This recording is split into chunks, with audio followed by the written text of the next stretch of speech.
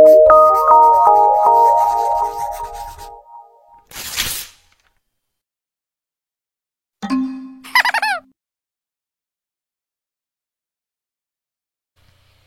hey! Salut les dessineux, j'espère que ça va bien pour vous.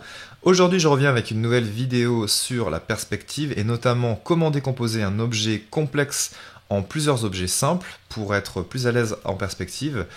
Et c'est une question qui me vient d'un de mes élèves de la formation débutant sur dessin.club, qui s'appelle Anthony. Et j'espère que ça pourra servir à certains autres.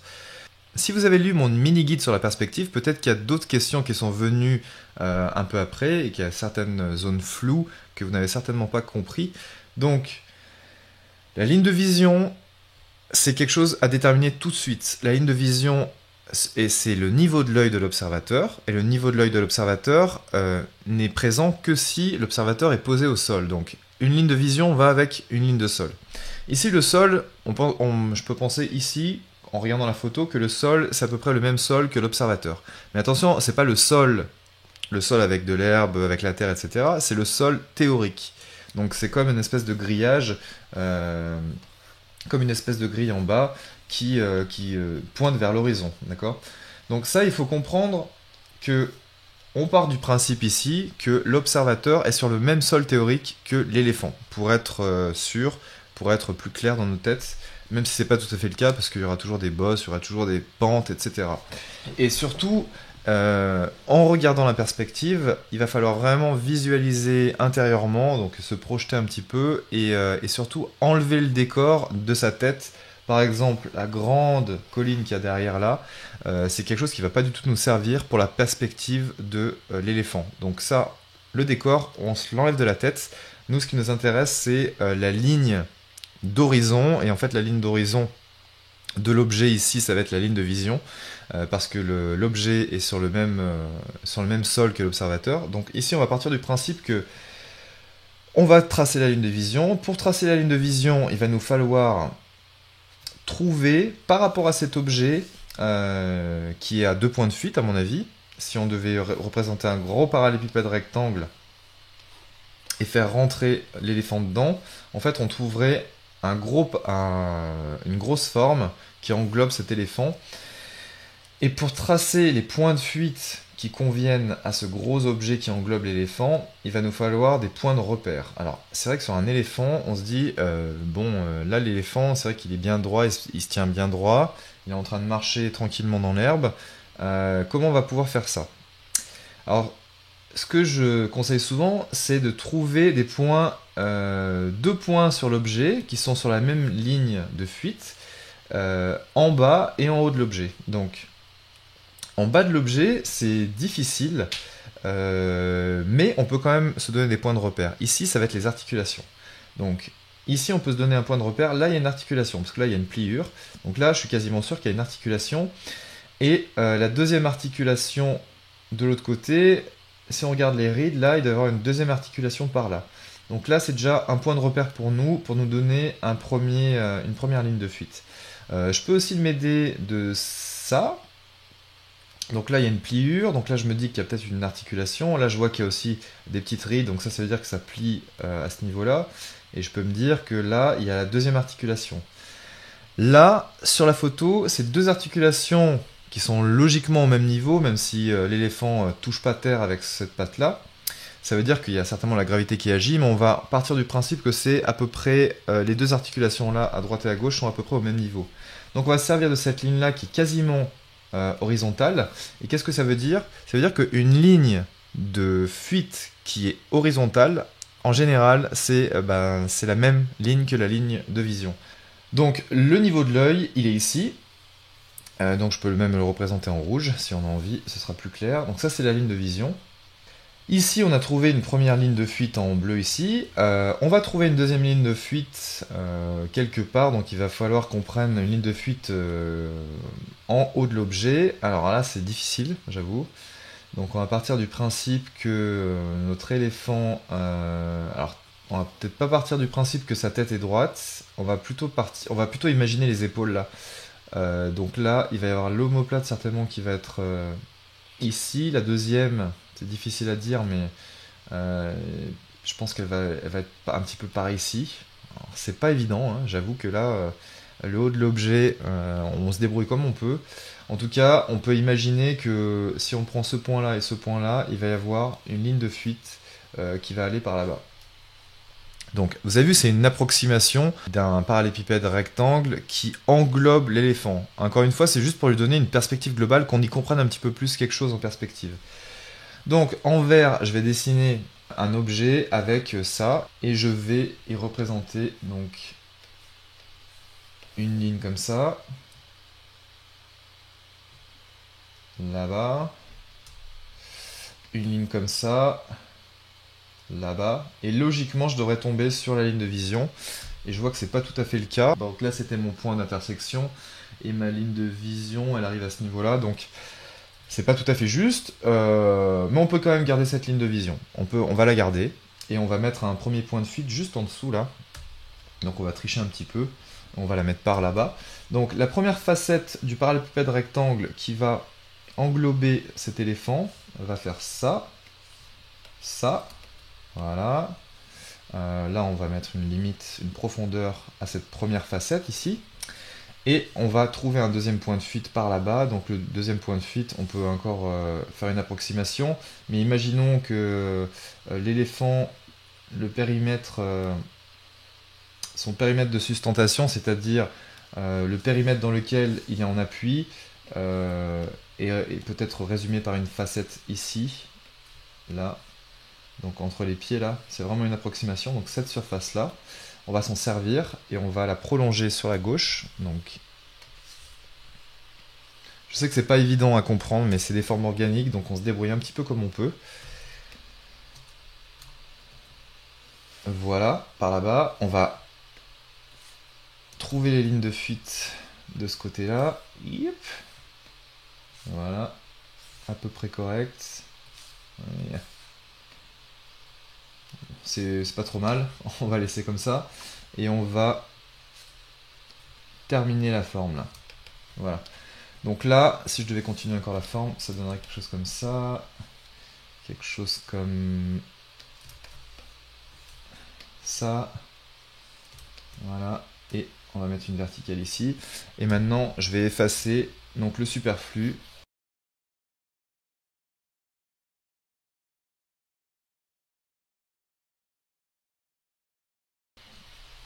Voilà, j'ai fait rentrer donc le corps de mon éléphant dans un parallélépipède rectangle, et maintenant je connais on va dire la perspective globale de cet éléphant, de cet animal. Et maintenant qu'on a bien saisi ça, là on pourrait déplacer notre éléphant dans l'espace en se servant de cette forme simple pour l'orienter dans l'espace. Donc ça c'est déjà une chose, c'est déjà quelque chose qui est flou dans la tête de certains débutants, mais on peut vraiment faire rentrer toutes les formes logiquement dans des grandes formes comme ça, même si c'est un petit peu approximatif, même si c'est un petit peu aléatoire au final, mais c'est quand même un point de repère pour nous de compréhension de la perspective, d'une perspective plus globale.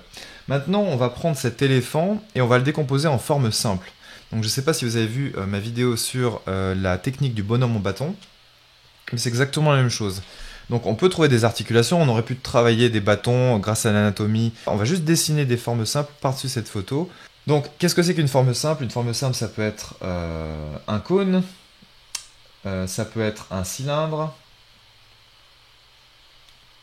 qui est très moche, ça peut être un cube ou un parallélépipède rectangle, d'accord? Ou ça peut être une sphère.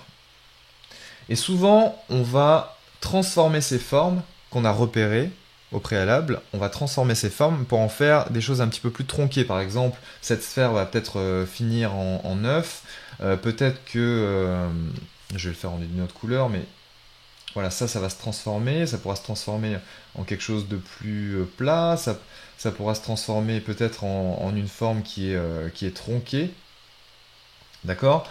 Ça peut être plusieurs formes qui s'additionnent, ça peut être plusieurs formes qui se soustraient. Par exemple, on peut soustraire cette sphère avec ce cône-là, donc ça va faire un trou dedans, etc. Ce cône-là va se transformer peut-être en quelque chose de plus plat, en quelque chose de plus long, etc. Et pareil pour le cylindre, et pareil pour le cube, on va pouvoir le déformer à volonté. Mais une fois que chaque petite forme a été identifiée, ça va être vraiment beaucoup plus simple pour nous de comprendre la surface, de comprendre la coupe transversale, de comprendre toutes les formes en général dans la perspective. Notre éléphant, les formes les plus simples que je peux vous montrer sur cet éléphant, on va commencer par les formes les plus grosses. Donc ici il y a une forme qui est visible, donc on va la prendre, on va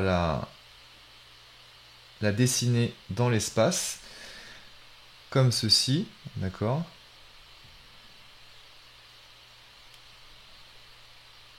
Donc en fait là j'ai fait une espèce de coupe transversale de notre objet, alors je vais juste modifier ça.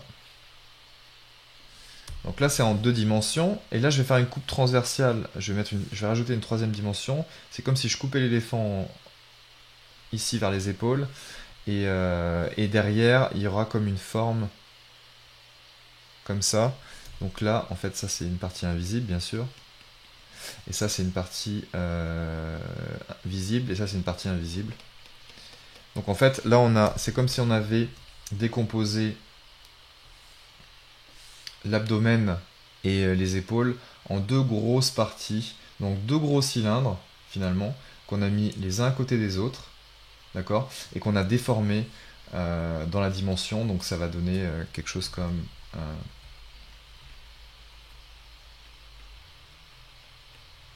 d'accord, donc ça va donner quelque chose comme ça, je l'ai déformé cette face là, la face invisible là, je l'ai déformé, j'en ai fait un espèce de cylindre un peu boursouflé, comme ça. Et là, j'ai juste ajouté un 2e cylindre avec une autre perspective, comme ceci. Voilà. C'est exactement ça. Donc il faut imaginer 2 cylindres les uns par rapport aux autres, qu'on aurait déformé un petit peu à notre convenance. Donc ça, c'est pour l'abdomen.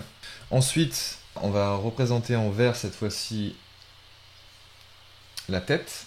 Donc la tête, ici, on pourrait faire une sphère, mais c'est pas tout à fait une sphère. Ici, c'est plutôt, encore une fois, un espèce de cône qui a été déformé ici. Donc on va faire la trompe à part. Et la trompe, ça va être aussi un cylindre qui a été déformé. Donc là, en fait, c'est comme s'il y avait un premier cylindre ici.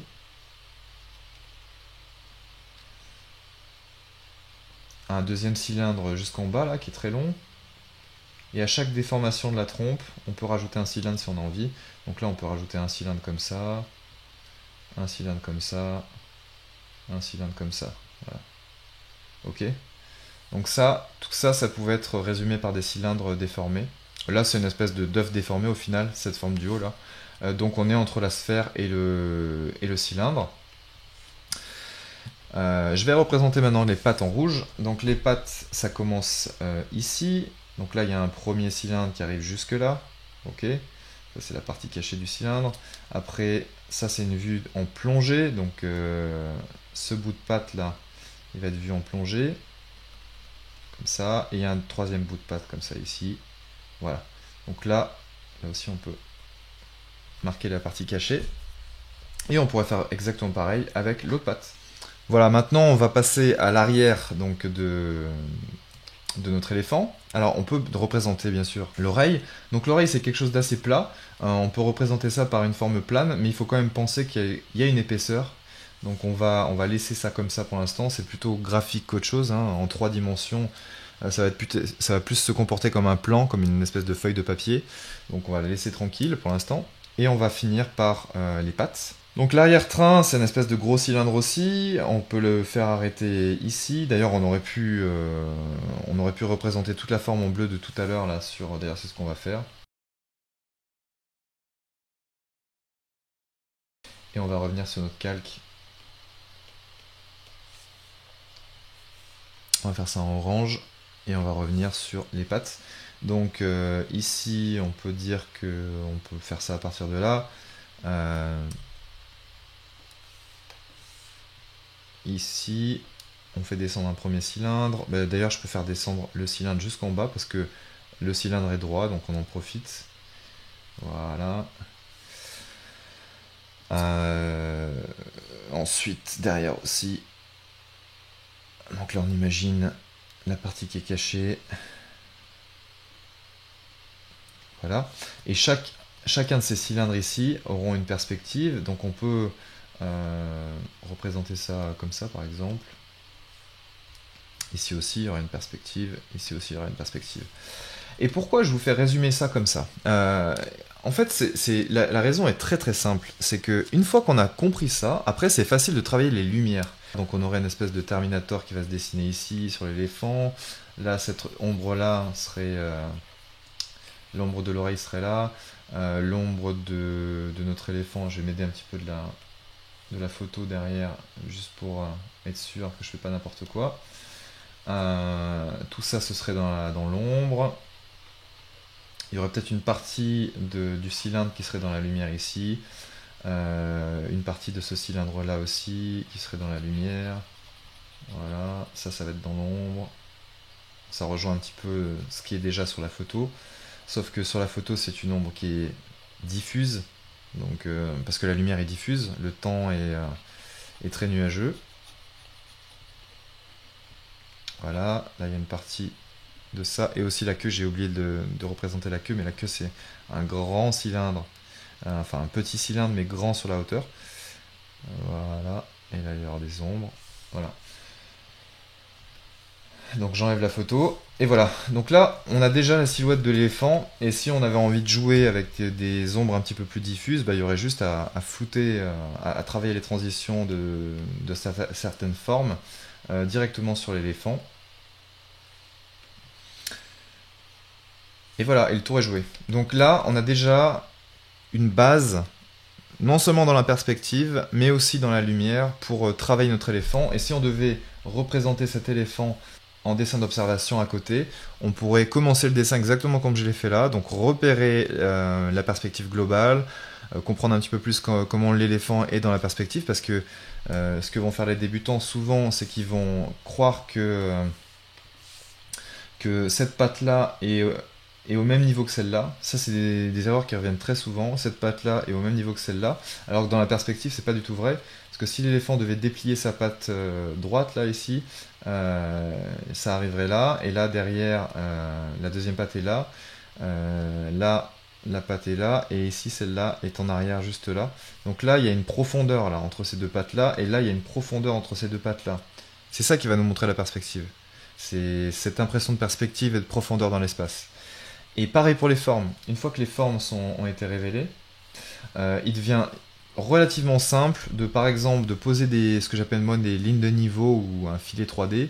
Je viens représenter donc des lignes de niveau pour décrire un petit peu plus les formes. Donc là, ça redescend un petit peu. Là, il y a un creux parce qu'il y a l'œil. Là, ici, ça va être bombé parce qu'il y a la mâchoire. Là, ça va faire ça. Là, ça va faire ça. Et toutes ces lignes de niveau vont nous permettre de bien comprendre ce qui se passe dans la perspective et de donner cette impression 3D au dessin. Si on ne prend pas le temps de comprendre ça, sincèrement, on n'est pas prêt de faire un dessin digne de ce nom. Et ça va être un dessin complètement plat, complètement insipide, et on va vite se décourager. Alors que si on prend l'habitude de vraiment comprendre ce qui se passe au niveau des surfaces, ça va vraiment nous aider, vraiment nous aider à nous y retrouver beaucoup mieux. Voilà. Voilà, je vous dis à plus tard pour de nouvelles vidéos, et prenez soin de vous. Bye bye.